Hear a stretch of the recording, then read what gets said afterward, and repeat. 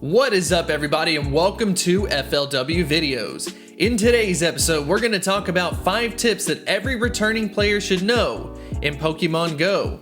The inspiration behind this video is because of some raids that I've done recently. I've realized that a lot of returning players don't know some tips and tricks that have either been out for over a year or just been out for the past couple of months. But either way, a lot of people definitely need some help, so I figured this would be the video to do that.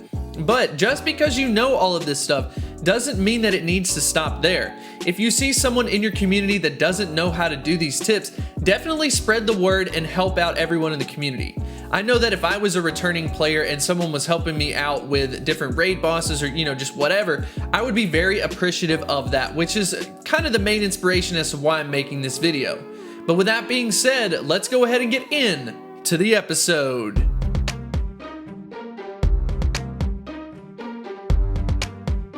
So the first trick that we are going to talk about is the skipping the catch animation. This may not sound like it is significant, but basically you can cut the time in half when you catch Pokemon. So anytime there is some type of increased spawn or there is some type of community day event, you can catch so many more Pokemon because of this. So right now on the screen, I have up a Sableye. And basically what you're going to do to skip it is going to be to hold on to the Pokeball or hold on to the berry icon and slide it across the screen. And once you do that, you'll then throw it like normal. And after you've done that, what you will do is click somewhere on the screen and then finally click the run button, which is on the top left. But I'll go ahead and show it to you live so it ends up making more sense. And I am going to be doing this kind of like one-handed, so bear with me. But basically, you'll grab the icon, shift your hand over to the left side of the screen, and then you will throw it with your other hand. Now keep in mind, I'm doing this one-handed, so if you're using 2 hands, it's gonna be much easier, but there you go. Now let go of the screen, click somewhere, and then click the run button, and that's it, but it doesn't stop there. There's gonna be a couple things afterwards that you can do. For the first part, if the model still shows up on the screen, you can click on it. And if you get something like an error 25, that means that you have caught it. Another way that you can check is to go into your Pokemon inventory and see if you've caught it, which we did. So this method is going to save a significant amount of time, and I highly recommend you to do it. A little bit of practice is going to make it perfect. Once you get used to it, you will never unlearn it.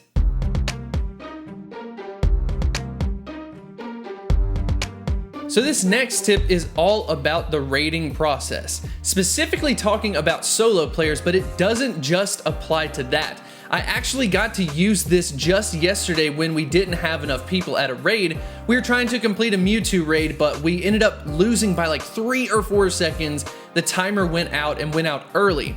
So with this method, you are going to allow yourself an extra couple of seconds on the screen for the raid timer. And like I said, if you are doing solo raids, this is going to be so much more impactful. But basically the first step that you have to do is create a party. Once you create this party, you don't put any Pokemon in it. Then when you go into a raid lobby, you simply put it on your empty Pokemon slot and you just let the timer go down to 0. Once it goes down to 0, there will be a new message pop up. And once that message pops up, you will then slide over to the party that you actually want to use. Then you will press the rejoin battle button. And once you do that, you will notice that the raid timer will start up much higher than what it did before. This is basically a way to get around the go that shows up when you're doing a raid that can sometimes take 5, 6, 7 seconds to load, and you can gain back your precious time to complete some extremely difficult raids. And this is something that I definitely wish that I knew if I was a returning player.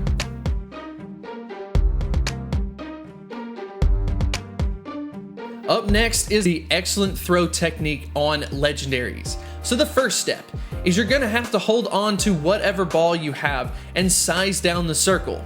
If you can't hit excellent throws consistently, you can focus on greats first and then work down to an excellent.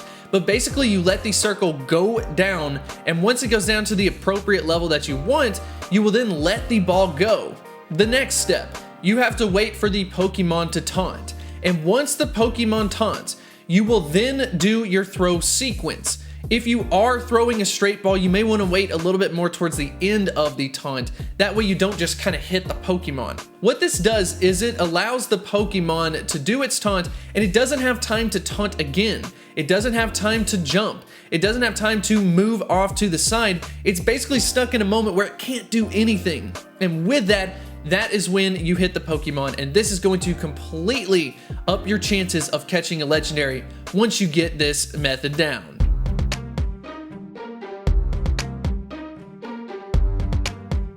So up next is going to be the stacking of the research requests. Now this is actually more important than what you realize, because you can take some major advantage of any type of events related to Stardust.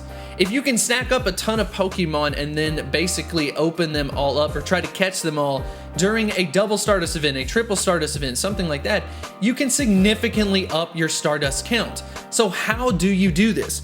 If you go ahead and head over to the binoculars and click on it, you will see that the claim reward is at the top where you have, just some type of wild encounter. So basically what happens is once you complete a wild encounter, for instance, this one that's on the weather boosted one, if we were to complete it, what we would do is simply run away from the actual encounter. So for instance, let's say that we just opened this up. What you would do is simply run, and if you go back, it's going to stack up to the top. What's cool about this is it can actually hold 100 Pokemon, so if you do stack this up, the Stardust count is going to be insane. And just as a little bit more of a side tip, the Pokemon can actually store the different berries. So for instance, if I knew for like a Chansey, I definitely wanted to go ahead and try to Pineapple that, what you can do is just leave a Pineapple on it, and then you can just leave. Then when you come back, it will still hold on to the Pineapple, which is a new way to kind of store your berries and basically lower your count for your inventory, which is definitely something that I wish I knew if I were a returning player.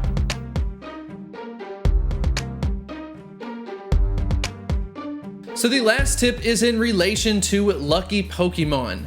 Lucky Pokemon are a great benefit because they provide a discount on the Stardust. Basically, the amount of Stardust it takes to power up a Pokemon is cut in half, which is quite significant. So if you are a returning player, a good way to be able to catch up to everyone is gonna be by doing lucky Pokemon. But you have a major advantage that most people do not have, and that is older Pokemon that you have kept. Now here's how it works. You can actually guarantee yourself lucky Pokemon if one of the two players has less than 10 lucky Pokemon. So if you haven't done any trading yet, I would say that now is going to be the best time to do it. The second method is that one of the Pokemon has to be from August 2016 or July 2016. If you check off both of those on the list, you can guarantee a lucky Pokemon, which is insane. So the next step, what Pokemon should you focus on? If you are a smaller player, and now with having Mewtwo being so accessible, what I would recommend you to do is try to get people to trade you a Mewtwo, which is totally doable. A lot of people will have a ton of spares and would theoretically do it for you, and that means that you can get some Mewtwo's that are lucky, so it will be significantly easier to power them up, and you can catch up to people by having an extremely powerful Pokemon that is going to be a guaranteed lucky. So anyways, I hope this did help you. I hope that, you're going to get out there, you're going to talk to people about these methods. I think that we need to kind of come together as a community and definitely help as many people as possible. So I hope at least my contribution has helped with that, creating this video.